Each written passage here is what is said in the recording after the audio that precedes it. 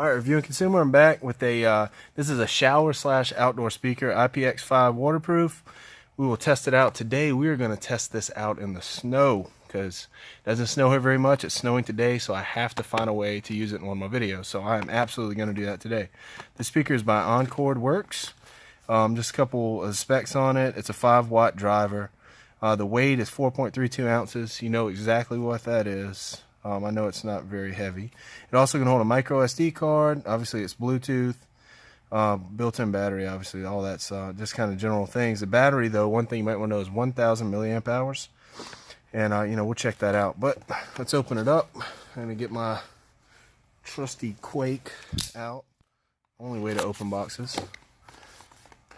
I do love SOG knives. This isn't gonna be a SOG knife infomercial, but I do love SOG knives. That's upside down.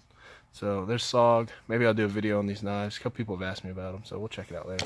All right, back to the speaker. What we're supposed to be doing. Here's our speaker. It's pretty small, pretty compact. Let's see. I got our general buttons on the side. This is probably the SD card slot. Maybe. Yep. All right. There's charger, micro USB. There's a micro SD card slot. So that's different. Did it say that on the box? Yep, it says Microsd. Typically they'll hold the bigger cards. This is Microsd. That's pretty cool. I got a lot of those. Different cameras and stuff like that hold them. This looks like a non-slip surface. So here's the power button, Bluetooth button, volume up, volume down, play, pause.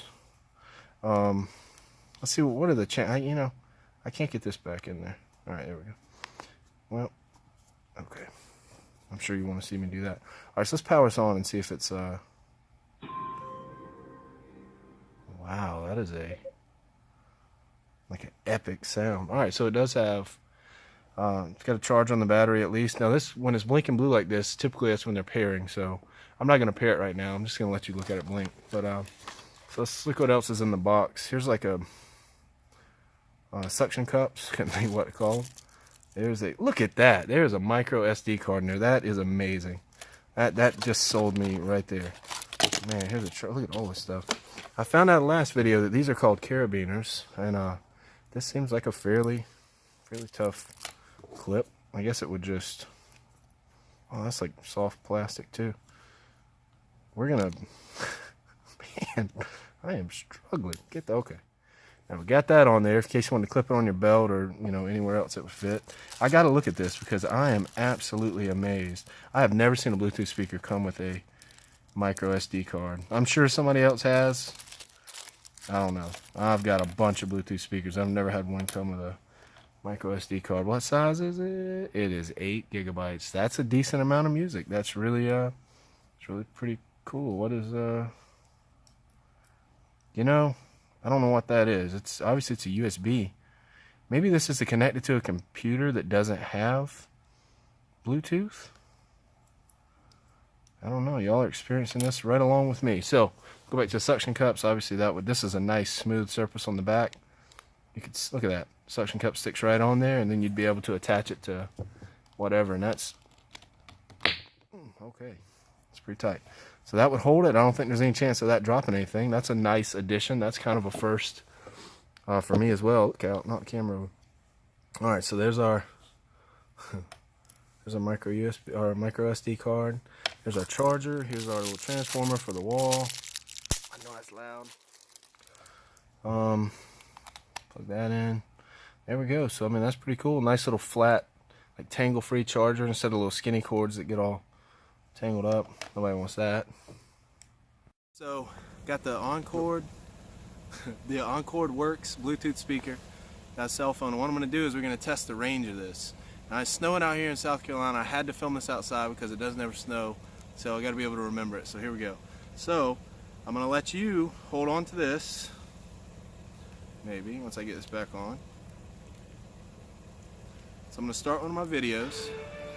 Alright, so I'll let you hold on to this. I'll turn it down a little bit. Now I'm going to start walking. Alright, so today I'm going to review the Sega Genesis Classic console versus the Super Nintendo Classic console.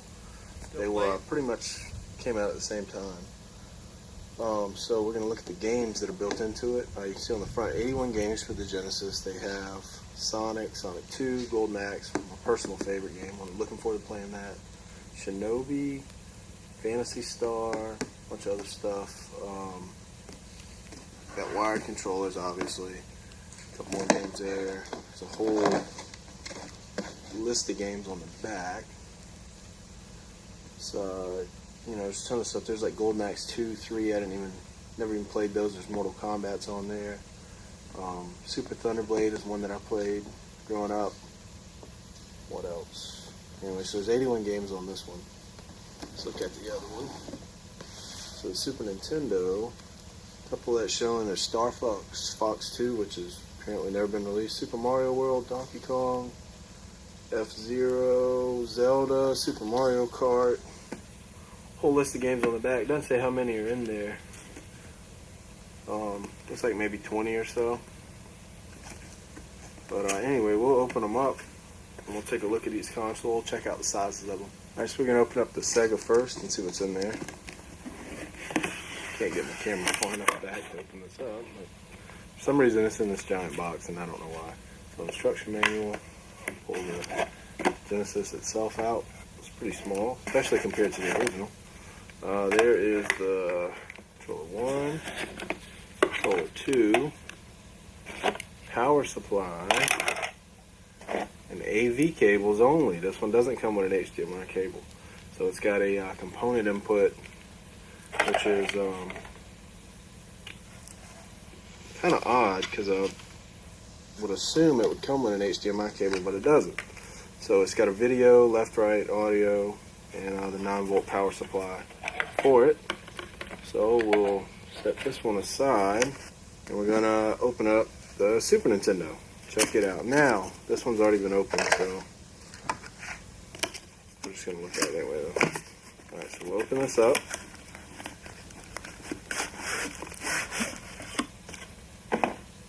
Got the manual, instruction manual, and warning, stuff like that.